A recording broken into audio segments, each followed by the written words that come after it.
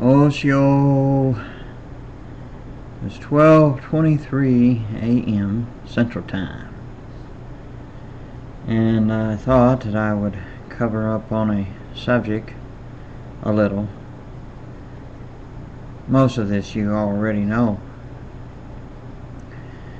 but see, it saddens my heart. I was just kind of reading this one article earlier today, and it just kind of bothered me, that you get to thinking about how that, alright, the churches,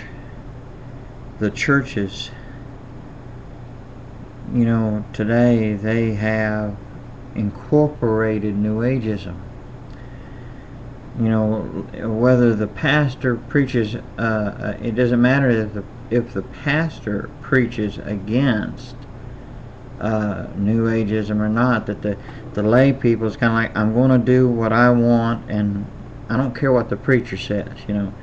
Each one of them believe that there's going to be certain ones in there. They believe that they're going to, be reincarnated. They're going to keep coming back until they get it right. And you got the others who believe in astrology. Yeah, that's right. I was starting to have something here. Make sure I get it. I'm not talking about astronomy, but astrology. They believe it's all in the stars, and all kinds of stuff. I mean, it's these pagan ideas that they incorporate, superstitions and stuff, that they actually believe this, and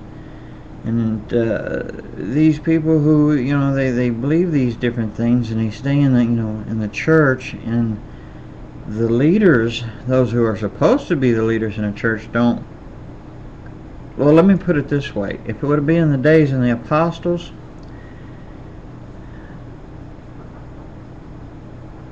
the Spirit of the Lord would have been all over those apostles, and them guys would have been, as they would say today, in our time, we seem like to love the word, excommunicated. These people would be out unless they repented and did right, but they wouldn't be treated as an enemy. They would be, they wouldn't be treated bad. Now, we're talking, but now today, problem is when someone gets excommunicated, the members who are in on the excommunicating, they treat the person that was excommunicated like an enemy. They get the wrong spirit. But I'm kind of getting off on the wrong track there. But what I'm talking about is, how they all sit there and they it seems like it's just absorb it, all this New Ageism and ideas and things. Yoga. Okay, this really is a oxymoron, all right? Christian yoga. Only a person realize what is yoga, and these people who get wrapped up in the martial arts, into the meditations and the things they don't understand what is involved, and what is our excuses, because if we like it, want to cling on to it, we will make an excuse to it. It is with us all.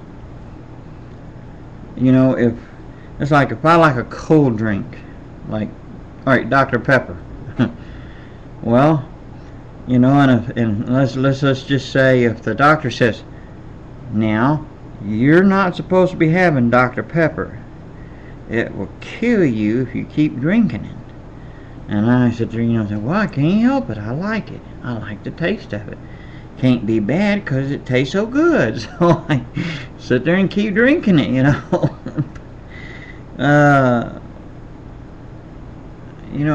it's amazing of the excuses that we tell ourselves, how that we have to convince ourselves something that's really not right, that goes against God and everything that is of God, something that happens to be a part of the world, or the things that are an enemy of God, we'll end up embracing, and we don't want to let it go, and we will try to find some kind of excuse, like the little boy who found the puppy that he likes, and he knows he can't have the puppy, but he's going to try everything he can to make an excuse or find some way that he can keep that puppy. Well, we're kind of like that too, so. But we really have to do soul searching on ourselves, each one of us. That's the point. But we do have to put our foot down. We can't go around and just look the other way. But at the same time, when we put our foot down against sin and things that's going on in the church that should not be, you got to remember, you can be firm and stand strong, but at the same time, you got to be compassionate, merciful. Because if you want mercy, then you extend mercy. But a person should never, when a person has to put their foot down, you should never ever do it in the wrong spirit. But you have to be firm and say no. If things are going on in the church, you got to say no. Enough. If the things that are going on in the body, if someone's got that's like that, say no. That's it. If one is seeing this stuff in their own selves, one's got to say no. That's it. That's enough. No more. It's got to stop now. So we need to examine ourselves and ask ourselves, are we being victims or willing participants? We got to sit there and see what's going on, whether in ourselves, which is something we should examine first in our own life, and then, like the Lord says, first get the log out of our own eye. Then we'll be able to see clear to get the specks that are out of our brothers and sisters' eyes, to be able to help them. But most cases, a lot of us don't have just a log. We got a whole forest. So, yeah. So we really got to examine ourselves. But it does concern me. It's sad that all this is going on. They're all wanting to embrace just a one religion thing, and it's coming, and we know that. But there's some of us out there that don't, and need to be informed on it. But we must stand firm against sin. Sin is sin, Wrong is wrong, right is right, and that's the way it is. So let us examine ourselves and take a look around us and be alert. Pray for one another, encourage one another, and let's give godly advice to our brothers and sisters in love.